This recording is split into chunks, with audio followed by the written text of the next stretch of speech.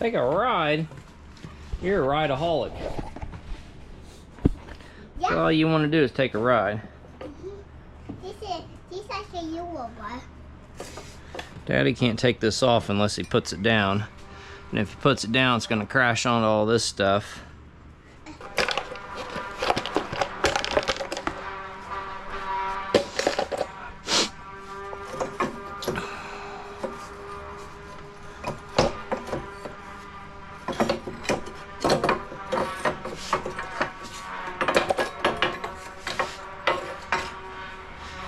Yeah, that'll be fun putting back on.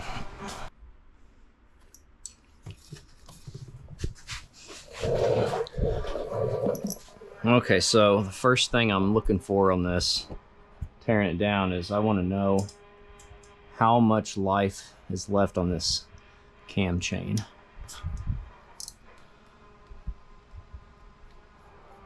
Let's see what kind of style this is. Okay. That's all bent up. So we'll get tension off of that. And then we're going to take this loose first.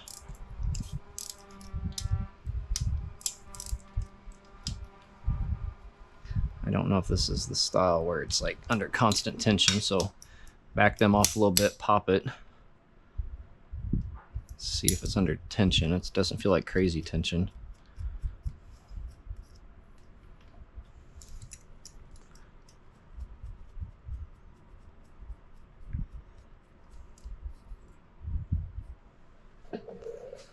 Okay, so this is where it was.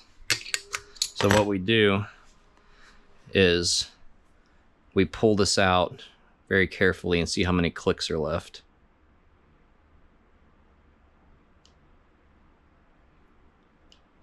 None. There was no clicks left. So that timing chain is shot. That might have been the noise that I was hearing. So that thing was all the way out, which means it's pushing that guide as far in as it can push it because the chain is so loose. So this thing 100% needs a timing chain. This looks like an inspection cover for, I assume, the cam gear.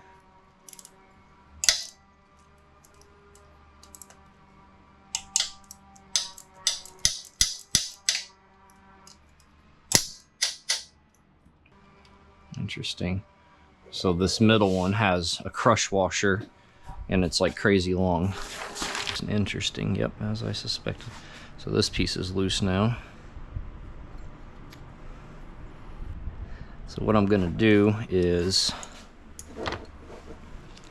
I'm gonna crack loose these 8mm first because I don't want to crack loose the big head bolts and leave all of that tension on these little bitty babies.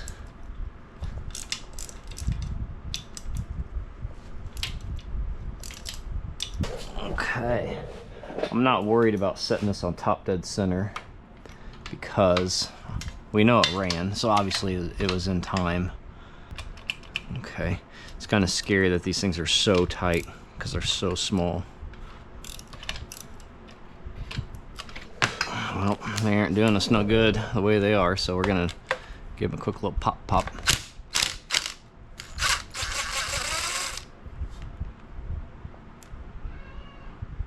Them are fine thread.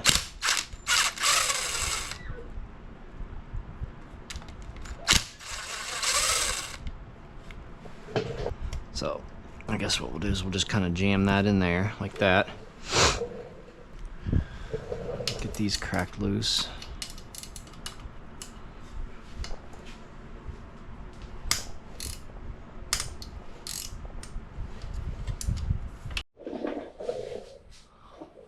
All right.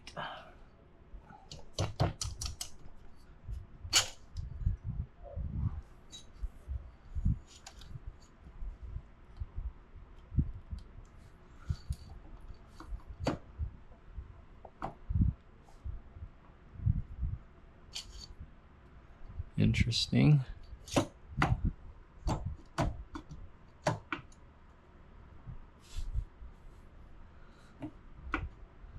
So can't even see the threads, and it's hitting the steering stem.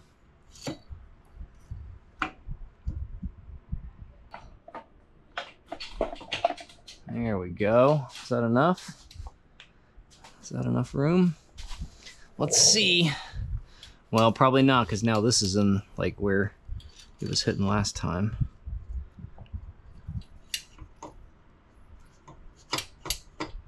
Okay, so it's hitting something on this side.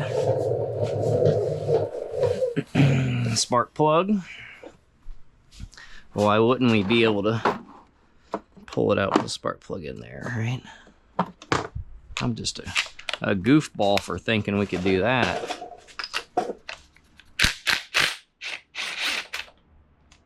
See how bad that plug looks. Yeah. Smoking, running like crap. Okay, here we go now.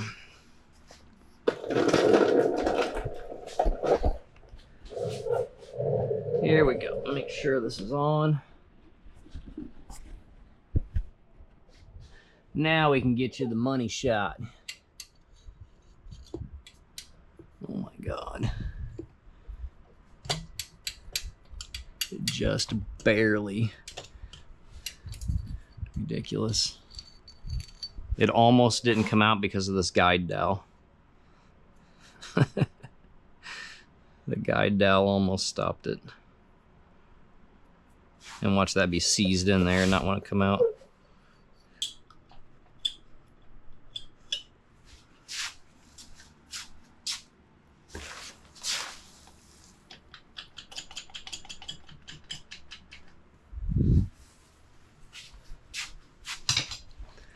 Okay, let's see.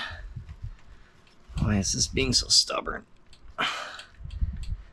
Jesus Christ, what is the deal? There's just a pile of dirt right there from I don't know what.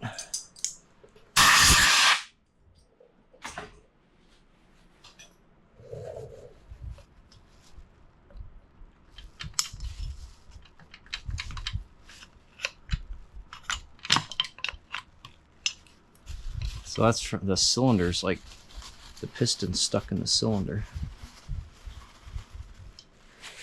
Which is crazy because it didn't seem like it was seized. Look at that dirt that is just like falling out right there.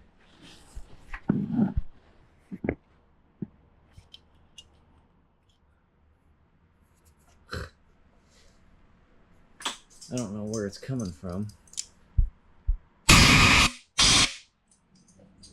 That's the second pile I blew off.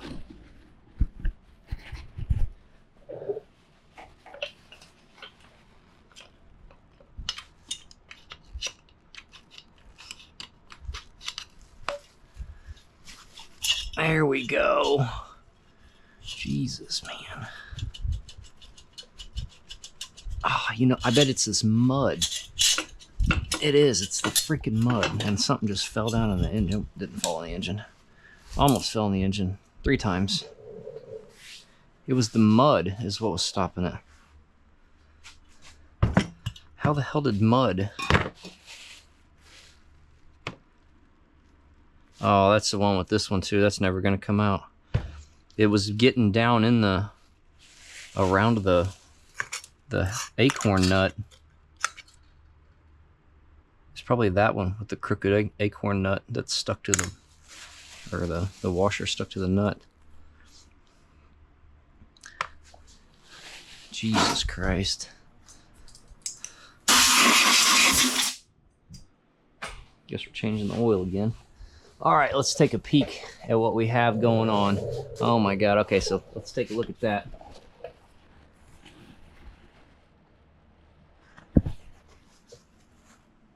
Hold on, let me get you a ghetto close-up.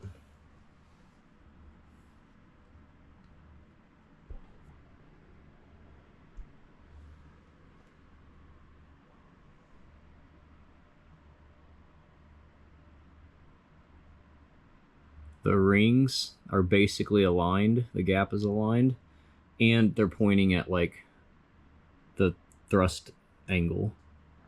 Oh my God, look, one of the one of the oil rings. Look at the very bottom oil ring, the scraper ring. It's lined up with that one too. Oh my God. So where's the other? Okay, so here's the other oil scraper ring. All right, so they shouldn't be at the very front, the very back, or the very side. Like you always do it like a 5-pointed star, because those are like considered the thrust angles. Absolute nonsense. So if you aren't familiar with building engines, like this is basically as wrong as it could be done.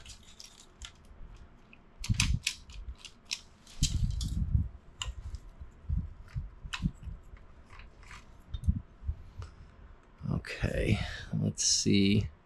Another thing to check for if we just want to be a critic is where is the gap for the circlip.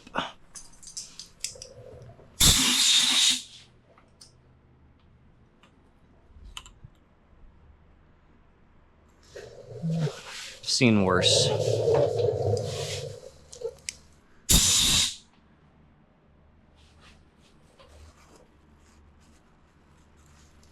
So with the circlips is, if it's like this, the theory is that if the piston goes up and down fast enough that it can start like squashing it and it can fall out.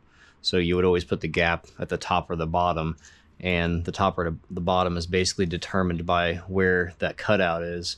So on this particular one, it wouldn't really matter because it's totally perpendicular to, you know, the vertical axis.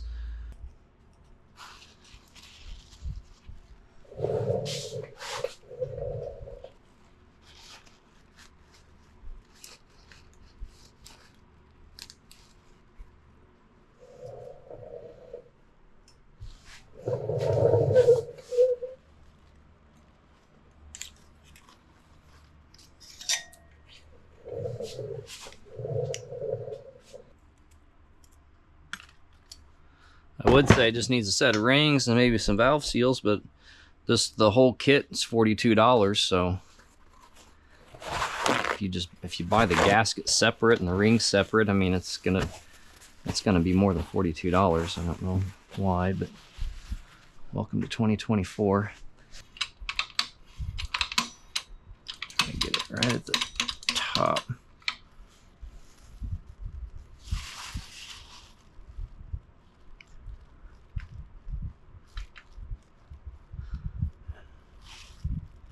No play and minimal side to side. Like it should always have side to side, otherwise it'll be in a bind. But that side to side is tight as if this is new. Like the side to side should probably be like 15 thousandths, you know, like maybe 10 to 20 or something. And I bet you it's 10. Like it's tight. You notice that there's no blue.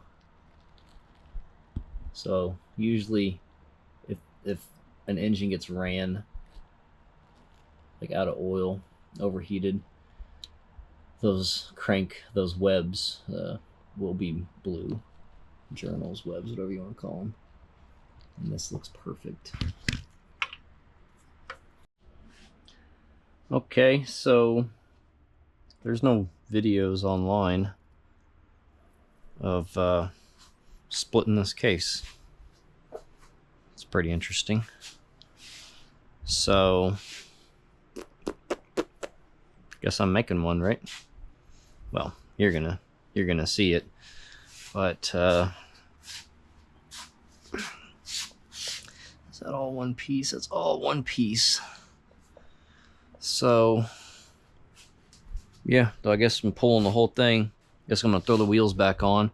I'm gonna drop it so I can drain the oil, and then I'm just gonna let it sit all night to get as much oil out as possible, and then I guess I'll pull it tomorrow after I get off work and start ripping it apart. There is cam chains online. We've already confirmed the rod's good. In fact, it looks like a new crank, which is really weird. And there is cam chains that are overpriced. They want like Partzilla wants like $120 for them, which is just nonsense. What I need to do is I need to look for, a lot of times they have a stamp on them,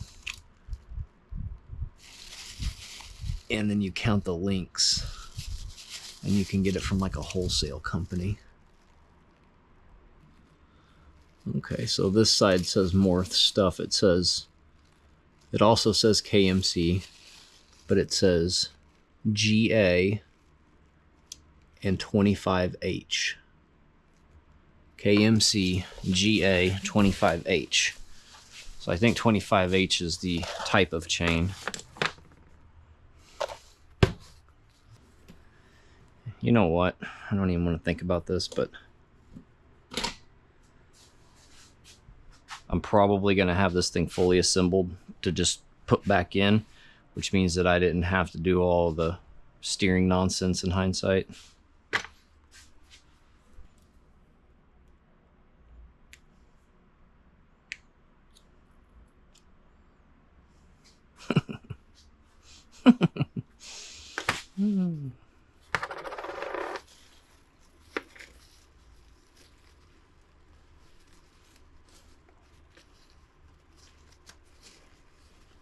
It's like just like mud in there. I don't know how else to describe it.